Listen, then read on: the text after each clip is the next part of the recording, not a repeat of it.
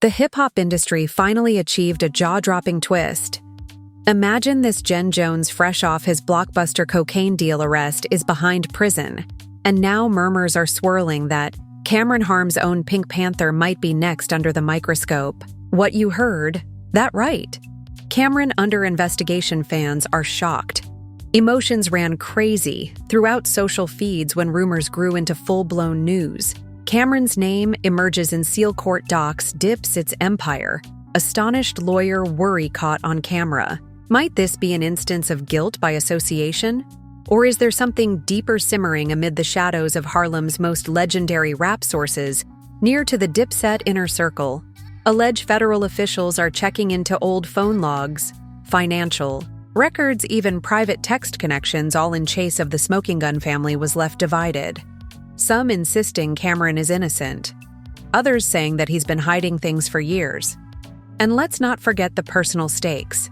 Cam's reputation, the future of Dipset, and the fortunes of everyone related to the dynasty. The conflict is serious, the drama is great, and one question looms greater than ever: is Dipset suffering its darkest hour? Nevertheless, cling on to your chairs. This drama is only just began. Hold on to your seats. The courtroom doors opened open again, and Cameron stepped through with a heavy heart. Whispers followed him down the marbled dark shadows of mistrust accompanied every stride. He was encircled by his lawyers. Marcus Reed, whose face was steely, weary. Reports claim Reed had spent the complete night looking over material collected for a day that would define Cam's legacy. When they neared the seat, cameras clicked in rapid-fire sequence. Nevertheless, Cam hesitated to acknowledge. Their gaze instead fixed on the glossy floor tiles, as if plotting out a method to safety that might not exist inside the stifling courtroom. The judge's gavel dropped, sounding like a remote warning. The prosecution turned to a fresh piece of video. Security film from a warehouse on the outskirts of the city. In the grainy black and white clip, a figure, like Cam, moved among stacks of boxes, conversing in low tones with a gnome colleague of Jim Jones. The audio cracked, and a jury member pushed forward, eyebrows knitted. "We have testimony that on March 12th, Mr. Carter met with Mr. Jones." Lieutenant the prosecutor in tone, using Cam's genuine name. They talked delivery, logistics, and profit splits. The room held its breath. Jamal, a Dipset road manager, sat in the gallery, heart beating. He had sworn to safeguard the group's reputation. Yet no, we felt powerless. He glanced at his phone. Social media feeds exploded with Cam related to the drug ring headlines. Followers were astonished, their trust tested. Before that morning, Jamal had tweeted Dipset till we die, but now he considered erasing it. What if the phrases they written about loyalty and brotherhood sounded hollow? The family was left divided, some pressing for an immediate public declaration.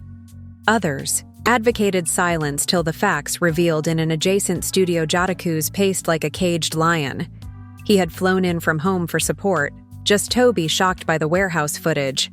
"That's bullshit," he whispered, replaying the video on his phone cam. "Was there scouting beats? Not counting bricks." His producer Tone placed a comforting hand on his shoulder. "We'll get to the bottom of this," Tone guaranteed. Although his voice quivered, Jataku's nodded. But inside, uncertainty gnawed at him. He remembered the wonderful times, late-night ciphers in basement, the scent of new ink on recording contracts, the strong friendship forged despite difficulty. Suddenly, those recollections looked like smoke in the breeze. Back at the courthouse door, a throng of press and demonstrators. Suddenly, a group waving free camera posters lined off against a smaller, more furious crowd, claiming, "No one is above the law." Chants swamped the air and sirens wailed in the distance. A teenage fan, Riley, shouted, tears in her voice. "He's harmless, I guarantee it."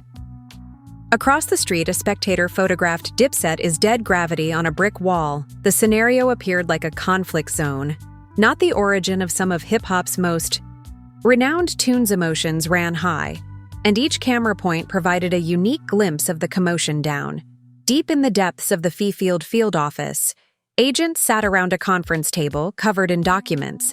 They followed phone calls, bank transfers, and email headers, piecing together what they anticipated would be a watertight case. One seasoned agent, Rachel, pointed to a ledger recording a series of cash withdrawals, timed precisely with Jim Jones's shipments. 2 entries contained Cam's initials, and sloppy handwriting that's suspicious. She noted her partner, Mark, frowned. "But we need more than initials." Rachel nodded, pressing her pen-moist subpoena to every transaction that fits his established patterns. The grind of paperwork and legal motions mirrored the pressure. Emerging on the streets when the afternoon light sunk low, a fresh twist erupted. Cam's defense team constructed a text communication chain, establishing that the initials were a hidden reference to Curtis, a nickname for a childhood friend, not Cam.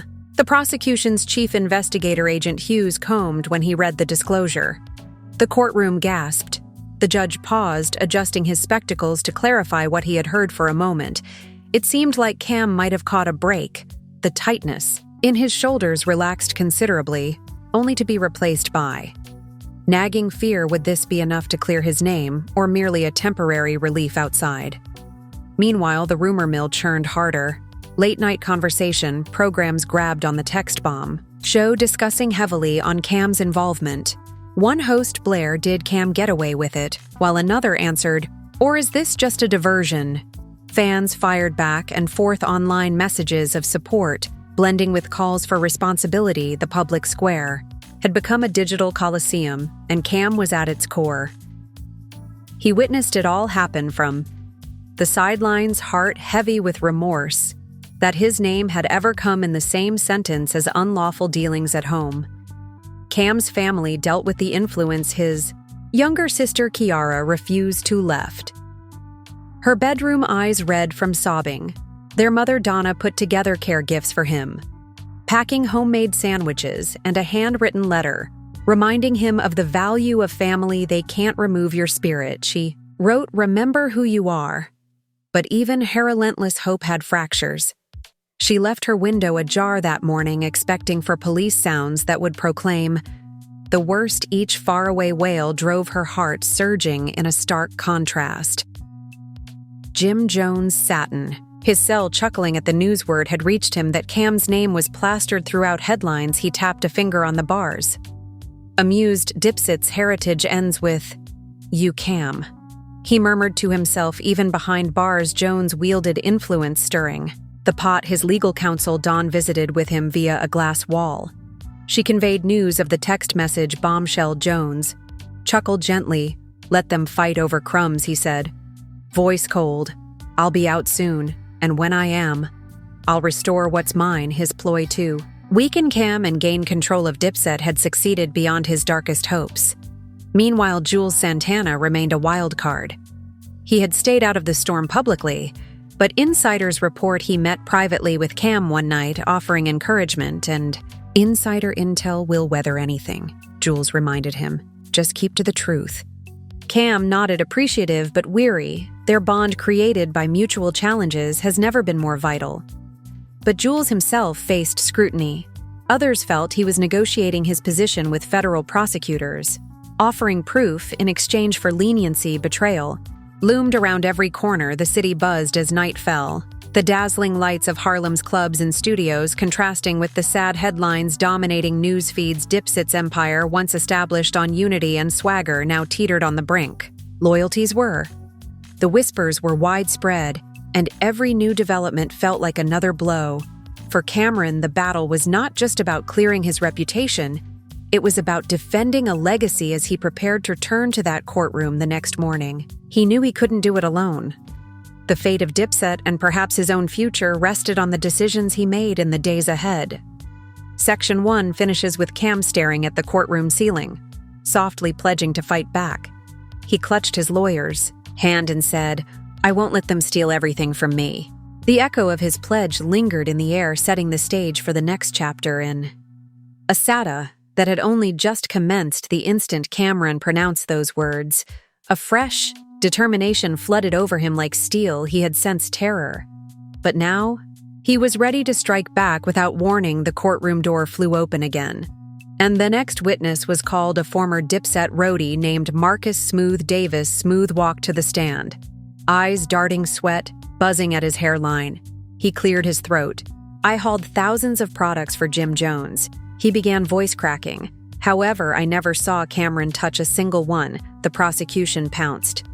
Sir Davis, can you explain why your logs indicate a drop-off near Cameron's studio? Seamless swallowing. I was doing my job. The drop-offs were by Jez, not by person. Murmurs has rippled through the courtroom. Cameron inhaled slowly, a spark of hope in his eyes. Outside, the media circus had escalated. A live program from a famous hip-hop news channel cut to an anchor. Jade Hu leaned toward the camera. Fans are startled as Slick's statement raises more questions than replies. Is this indication of a frame-up? Her co-host, Trey, nodded vigorously. We're seeing passions run strong online. Free Amion, trending once, renewed, but so are demands for responsibility. Immediately, the concert-closed comments came in. Some complimented Slick's boldness, some dubbed him a liar. Social media had become a battlefield with each post fanning the flames of public opinion. Meanwhile, Cameron's legal team capitalized on Slick's testimony. Attorney Marcus Reed delivered a fiery reaction voice. Solid. We have absolutely fire zero proof placing Mr. Carter at any illegal enterprise whatsoever. We've seen his hearsay, conjecture, and circumstantial. At best, he pointed to a stack of studio timestamps. Cameron was recording vocals for his forthcoming album at the exact hours in question. We have producers, engineers, and timestamp files to reveal it behind him. Cam nodded, relief streaming across his face. The courtroom buzzed. Some jurors whispered among themselves, while others scrolled notes intently. Later that day, Jules Santana slipped into court in a hooded jacket, sunglasses hiding his expression. Once he got the stand, the prosecution quizzed him about his loyalty. Mr. Santana, have you ever witnessed Cameron participating in unlawful operations? Jules squirmed uncomfortably. After a long period, he stated, I've seen Cam active in music art business, but never in anything shady. We grew up together. He's always been about the culture, not crime. The courtroom exploded. Onlookers outside cheered Jules's name. Their support reignited. Emotions rushed high as flashbolts popped, filming every instant of Jules's defense. And just when it appeared Cameron might cleared his reputation, a private investigator for the defense, Lindsay Cole, announced a twist. She had found CCTV evidence from a premium auto shop where Cameron met with the same Jim Jones lieutenant weeks before. The arrest. The prosecution gasped as she aired the video. Cameron and the lieutenant went side by side, voices low, exchanging what felt like an envelope. Lindsay's voice was calm as she explained. Further examination revealed the shipment had advertising brochures for an upcoming humanitarian event, not cash or contraband. She brought up the actual flyer, emblazing with charity logos and event dates. The prosecution grimaced, but doubt had been reintroduced. Meantime, deep in the Fez Mobile Command Center stationed across the street, Special Agent Rachel Furrow reviewed a map of PhonePez. She hit an area where Cameron's phone and a known Jones Associates equipment had pins within seconds of each other, kilometers away. We can't ignore this, she explained to her partner Mark. It exhibits great synchronicity. If it wasn't deliberate, Mark frowned. But phones may be tricked or switched. I need convincing proof linking the device to Cam. Rachel nodded, annoyance etched on her face. The research had become a tie cliché between reality and fantasy. In another corner of the city, Cameron's grandmother planned a modest prayer ritual at her brownstone. Friends and family gathered, candles glittering in the chilly, dark air. Kira gripped her brother's old baseball cap, tears sparkling. We need a signal, she said. Someone lit a sparkler, and for a while the flames danced like hope. Their mother, Donna, dropped a handful of rose petals into the breeze. The family was left divided. Some persisted on trusting the justice system, others spoke of corruption and schemes. Nevertheless, among that group of light, they swore to stand united. No matter the outcome. Back at the courthouse, Cameron slumped in the hallway, exhaustion heavy in his bones. A journalist approached, microphone expanded. Cam, do you have any remark on the recent spying finding cams? Hook his head slowly. I'm tired of Rumors I simply want to cleanse my identity and get back to my life and my music." His voice trembled. The reporter persisted on. "Are you scared? The feds would keep digging?" Cam hesitated, then squared his shoulders. "I'm not worried they'll uncover nothing, because I did nothing wrong with." Thus he turned and walked away, a single figure engulfed by the gray courthouse walls. The following morning, Astelin document from the prosecution's files reached the internet. A series of emails between Cameron's publicist and a Jones insider discussing a launch party for a collaboration song they never released.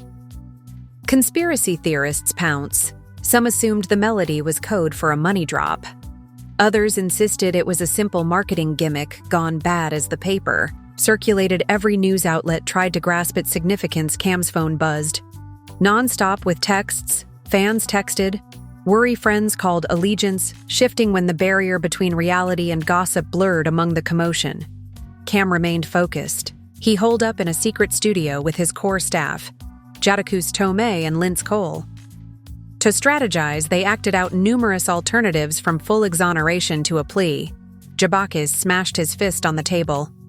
"We can't allow them win, we need a big statement." "No games," Tone nodded. "I'll organize a live stream Cam can address fans directly." Lyons warned, "We need to keep to truth, any slip-up might backfire." Cam inhaled deeply. "I'll do it. I'll show them who I am." The plan took shape. But the stakes had never been higher. Outside, the sun dipped over Harlem, painting the sky.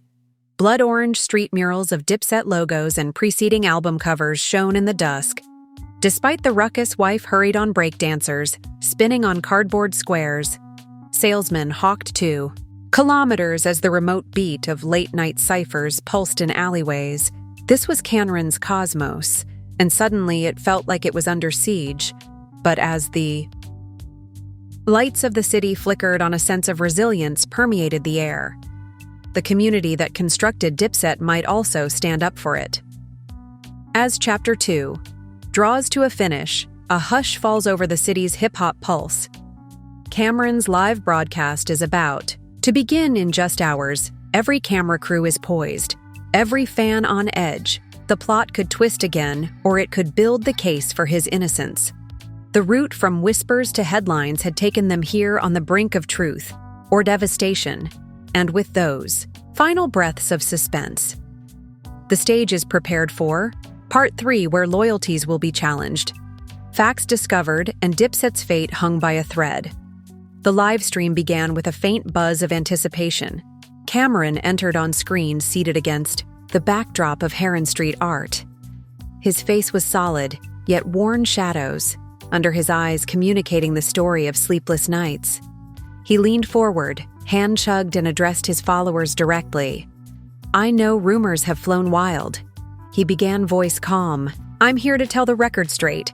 Thousands of comments flowed past in real-time, professions of support, skepticism, questions flying faster than he could read behind the scenes. Jadaku spaced off camera, checking his watch every few seconds. Tone monitored these streams' technical charge, guaranteeing no faults, while Lindsay Cole sat with the written transcript of critical parts, ready to intervene if needed at home. Cam's grandmother checked up on her elderly television TV, praying each time. Cam drew a breath.